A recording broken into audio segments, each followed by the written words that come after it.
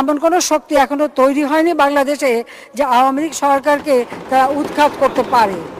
দেখতে দেখতে 15 বছর, সামনে আরো 5 বছর, মানুষ বাঁচে কয় বছর? কবে হবে আন্দোলন? এই বছর না ওই বছর? রোজার পর না কোরবানির পর? অবশেষে বৈষম্য বিরোধী ছাত্রদের অসহযোগ আন্দোলনের তোপে পদত্যাগ করে দেশ ছাড়তে বাধ্য হলেন শেখ হাসিনা। বেলা 2:30 নাগাদ সামরিক হেলিকপ্টার 7682 নিয়ে সপরিবারে গণভবন থেকে বেরিয়ে যান। আরে এরা কারা? কোত্থেকে এলো এরা? আব্বা, আমি আর পারলাম না, ওরা আমায় ছাড়লো না, ওরা আমায় দেশ থেকে তাড়িয়ে দিল। তুমি রিয়েলিটি